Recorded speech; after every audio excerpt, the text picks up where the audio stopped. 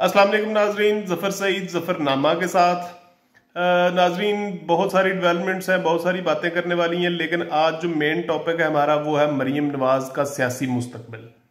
नाजरीन, आप लोगों ने देखा होगा कि मरीम नवाज इस वक्त गिलगित बल्तिस्तान में बहुत बड़े बड़े जलसों से खिताब कर रही हैं।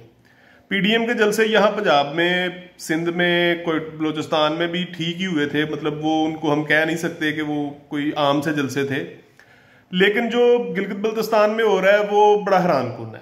वहाँ बिलावल ने बहुत मेहनत की है और वो सबसे पहले भी चला गया था और बड़ी मेहनत करके उसने बड़ा अच्छा क्राउड पुल किया है। उसके बाद जो है वो अली अमीन गंडापुर पीटीआई की तरफ से, फिर इमरान खान भी एक दिन जाके वहाँ पे उसने भी तकरीर की। लेकिन ये सारी हुकूमती सतहों पे हो रही है जो कुछ भी हो रहा है।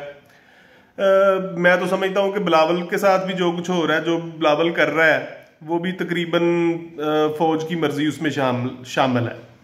लेकिन मरीम नवाज के जो आखिरी 2-3 जलसे हैं, जैसे स्कर्दू में है या ये जो लास्ट वन जो था चलास वाला, ये बहुत ही हैरान कुन थे। इतना ज्यादा क्राउड वहां उन एरियाज में शायद जिंदगी में पहली दफा हो निकला हो। बड़ी बड़ी अजीब स्पेकुलेशंस हो रही हैं, लोग बड़े बड़े अजीब अंदाजे लगा रहे हैं कि देखें जी, एक तरफ वो फौज मुखालिफ बयानियां चला रही हैं, दूसरी तरफ उनके जलसे जो हैं उनको कोई रोकने टोकने वाला नहीं है। इतने बड़े बड़े जलसे हो रहे हैं, तो ये हो क्या रहा है?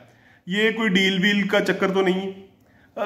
हम मशकूक लोग हैं ना, हम हर वक्त कुछ ना कुछ शक की हालत में रहते हैं कि जो कुछ हो रहा होता है वो हमें, अगर वो हमारी मर्जी के मुताबिक ना हो रहा हो तो हम उसके मुताबिक नए नए अंदाजे लगाते हैं। लेकिन आज हम बात कर रहे हैं कि मरीम नवाज का जो मुमकिना तौर पर मुस्तकबिल है सियासी तौर पे, वो उसके क्या हालात है।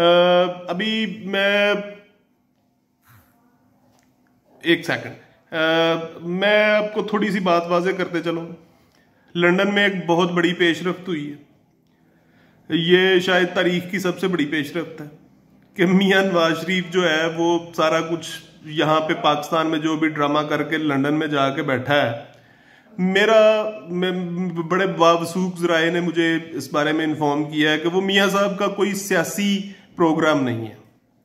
मियाँ साहब अपनी उम्र के इस हिस्से में और बीमारी के इस हिस्से में है कि मियाँ साहब को अब जरूरत थी अपनी जायदाद के बंटवारे की, तो मियाँ साहब का वहां लंदन में जाना बहुत जरूरी था। उसके लिए उन्होंने जो भी पापड़ बेलने पड़े उन्होंने बेले, जो गारंटीज उनको देनी पड़ी वो दे। मियाँ साहब जाती तौर पे और मैं समझता हूं कि बुनियादी तौर पर सरमायादार है। सरमायादार के सामने बिजनेस सबसे पहली प्रायोरिटी है और बाकी चीजें कोई खास अहमियत नहीं रखती। मियाँ साहब बाहर चले गए, अब बच्चों के साथ उनकी सारी चीजें तय हो गई। अब उसमें एक रुकावट आ रही है और वो है मरीम नवाज की जो प्रॉपर्टी का शेयर है। तो बड़े बेटे ने कहा कि जी मरीम नवाज जो है वो चूंकि हमारी पॉलिटिकल लेगेसी की मालिक बन बैठी है, इसलिए उसका प्रॉपर्टी से शेयर कम होगा। तो मियाँ साहब जो है वो इस मामले में बिल्कुल क्लियर है। उन्होंने कहा कि ना भाई, सॉरी, जो कुछ भी है वो हम करेंगे, बराबर करेंगे। अब ये जंग चल रही है, इसमें कतरी इन्वॉल्व है। मैं आपको बड़ा वाजे बता रहा हूँ, इसमें कतरी इन्वॉल्व है, इसमें क्राउन प्रिंस सऊदी अरब इन्वॉल्व है, इसमें टर्की इन्वॉल्व है। ये बहुत बड़ी जायदाद है जिसका बंटवारा होना है और जो कुछ भी सामने आना है वो बड़ी लंबी चौड़ी गेम निकलनी है। अब जो सियासी मुस्तकबिल मैं आपको बाद में बताऊंगा। अब मरीम नवाज जो कुछ कर रही हैं वो सिर्फ और सिर्फ एक प्रेशर टैक्टिक्स में कर रही हैं कि वो खुद से बाहर जाएं।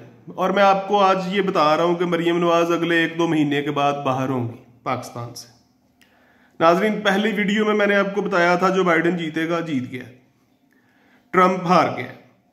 आज मैं आपको ये खबर दे रहा हूं कि मरीम नवाज पाकिस्तान से बाहर जा रही है और ये 2 महीने के अंदर अंदर सारा कुछ हो जाएगा। फौज क्या सोच रही है ये अगले किसी प्रोग्राम में इंशाल्लाह डिस्कस करूंगा। Thank you very much.